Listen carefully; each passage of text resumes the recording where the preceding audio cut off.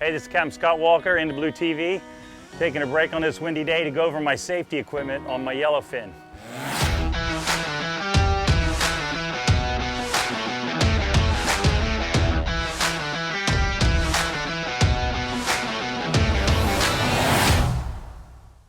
It's super important, and everything we show you here today you can buy at your local West Marine.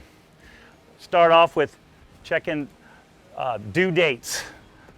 Every boat has to have a flare kit. This is a near coastal flare kit. I take a piece of paint tape and put the expiration date where it's easy to read. February 2023. These are good for another year before I have to replace the kit. Whenever I go offshore, I want to make sure I have some sort of medical kit. This is a near coastal Orion medical kit, basic band-aids and cold packs for sprains, nothing for the serious injuries, but enough to get you through a busy day with the kids on the beach. Boats can't leave the dock without life jackets.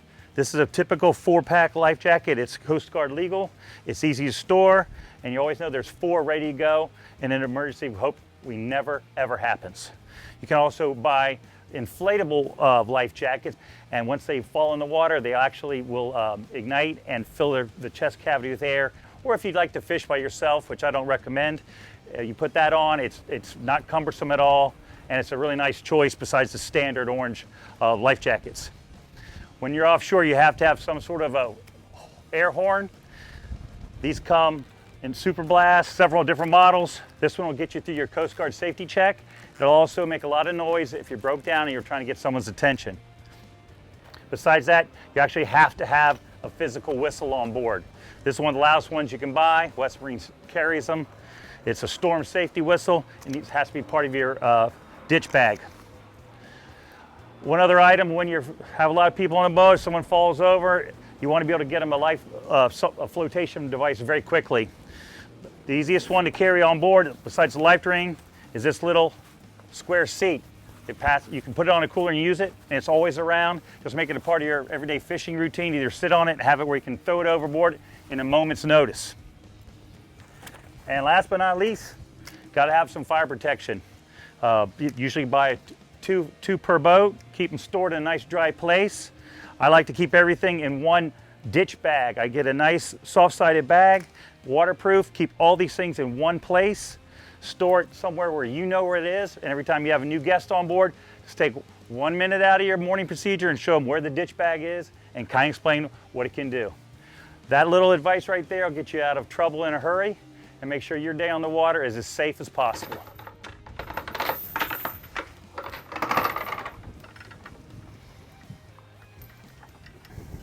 Besides the safety gear on board, it's also equally important to have the right type of anchor for an emergency situation. We have 2 types of anchors on the Into Blue boat at all times. One is to stick in rock and hard bottom, and one's for sand and mud. The rock and hard is the Delta head style. We keep, for our 36-foot boat, we keep a 17-pound anchor with 30-foot of chain to 600 feet of half-inch line. For this one, we keep this one mobile in an ice basket with 600 feet of line and a ball to lift it up at the end of the day. This Delta style is designed for hard bottom. And hard bottom is usually someplace where you might actually lose your anchor. So not wanting to lose our anchor, we move the shackle from the end of the anchor towards the head. And we tie a trip line.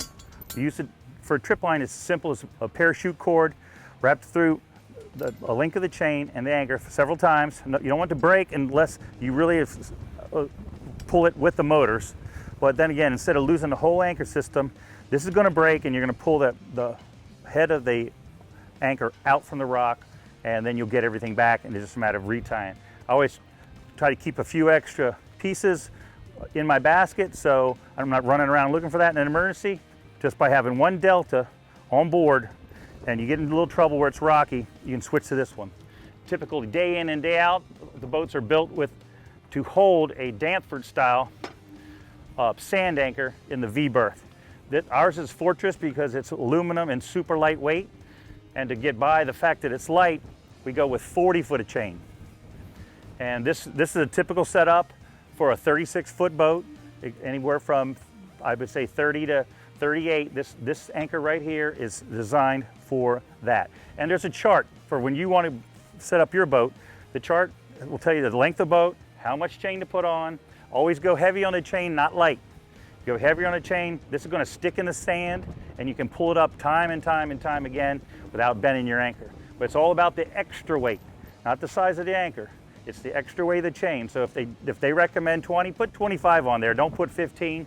20 would be the minimum. And a little bit more, it's not going to break the bank. And if you want to be a professional and drop an anchor and get it to stick every time, go a little heavy on the chain, and that's going to make you a much better boat operator and a much nicer person around the sandbar when you're not drifting into your friends' boats. Again, you can get all of these supplies at your local West Marine. To check them out, find an associate, and they'll talk you through the entire process like I just did to fit your custom needs. Have a great day on the water.